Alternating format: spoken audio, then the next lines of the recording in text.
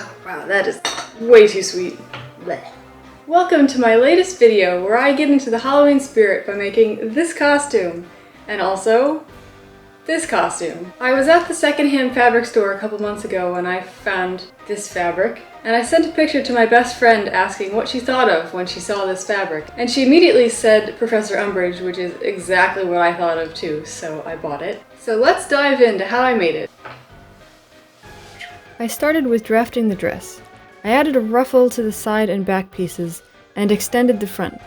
It is shaped with princess seams in the front and darts in the back, but not too fitted. We're going for an unflattering fit, kind of toad-like, if you will. The first thing I did after cutting the fabric was serge all of the edges because this stuff frayed like crazy. I made fake pockets backed with velvet.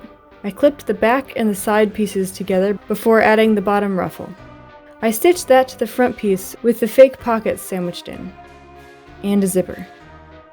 Last night I finished sewing up the outside part of the dress, and I put it on and asked my boyfriend if I looked frumpy, and he said yes, and I smiled, and that's probably the only time that's gonna happen because this is not supposed to be an attractive costume. Umbridge is always described as being toad-like, and that's not really flattering, so. Today I get to do it all again with the lining and then put the pieces together, and then the dress will basically be done. I can switch to the jacket. I did try to iron the seams, although it didn't make much of a difference. I stitched the lining at the neckline, and folded and hand-stitched the armholes. I was being sloppy, but it's never going to show in the actual costume, so just don't tell anyone. It'll be our little secret. I also tacked down the fake pockets since they never need to open because there's nothing there. More hand-stitching at the zipper. Okay, I'm starting to feel a little bit toad-like here. The dress is done. Now is time for the jacket.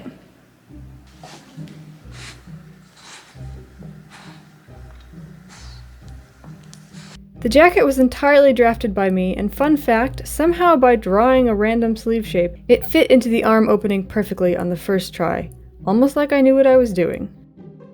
I sewed the bell to the sleeve and stitched up the bottom side. To line them up, I put the lining inside with right sides together. And then I gave Judah a good pat. And another pat. It's amazing that I get any work done with these two.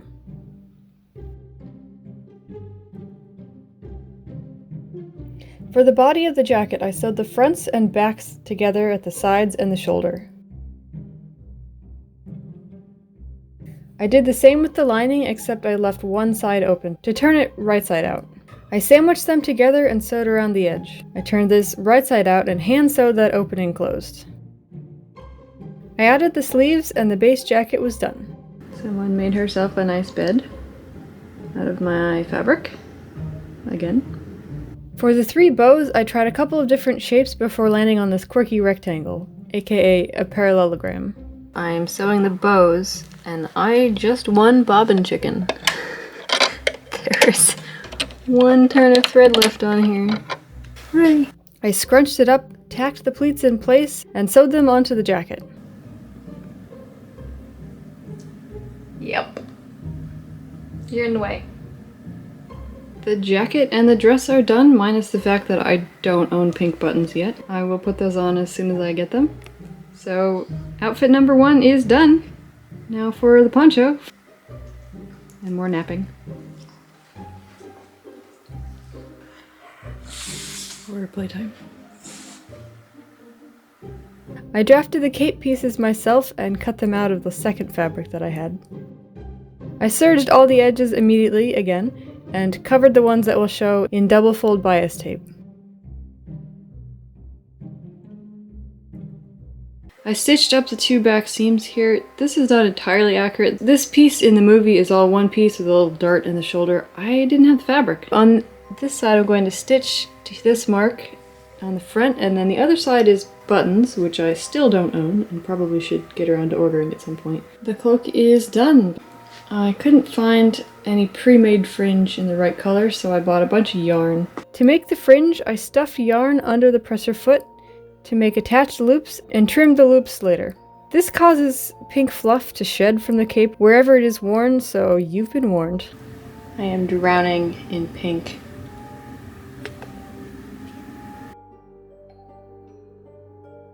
I finally bothered to order huge pink buttons, and sewed the fake ones on over the imposter pockets. And then I discovered that the buttons were too big for my buttonholer, so I made them fake on the cloak as well, and it closes with hooks and bars. Whoops. The cloak is done. Now I also wanted to do her wand, and luckily, I have the Harry Potter wand book, and it's got a nice detailed picture of her wand here. Instead of dragon heartstring, I used a core of a bamboo skewer and hot glued wooden beads on top. I then painted it several shades of brown for some dimension. I found the perfect shoe shape at a thrift store, but obviously it needed a layer of pink paint and pink bows. I took a quick break to pose with my thrift flip Cruella and a 1937 Dodge and my Dalmatians. It kind of looks like a Bugatti, right? I tried to make a pillbox hat from an empty cereal box, but it ended up being way too big. So I grabbed the only other cereal box in the house, which was still full, but crafting comes first. Round 2 was much better, so I hot glued on the fabric.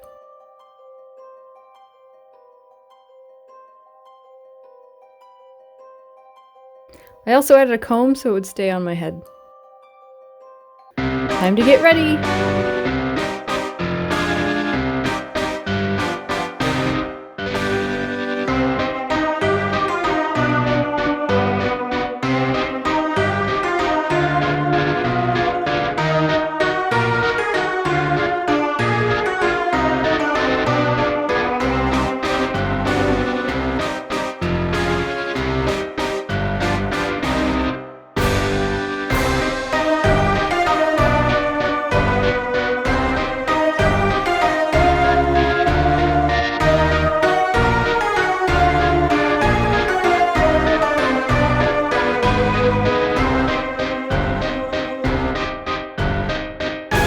Thank you, Headmaster, for those kind words of welcome. Progress for the sake of progress must be discouraged. Let us preserve what must be preserved, perfect what can be perfected, and prune practices that ought to be prohibited. Good morning, children. Ordinary Wizarding Level Examination, more commonly known as OWLS.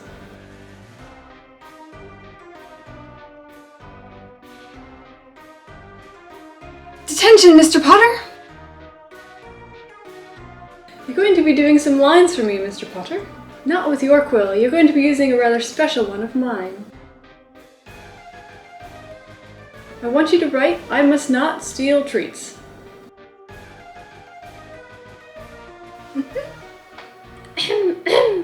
You applied first for the Defense Against the Dark Arts post, is that correct? Yes. But you were unsuccessful? Obviously.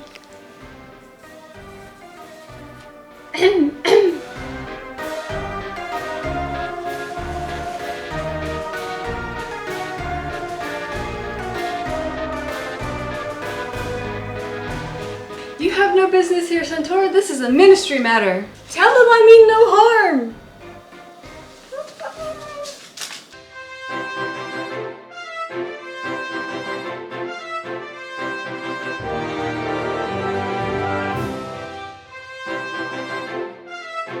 Ordinary Wizarding Levels, more commonly known as OW.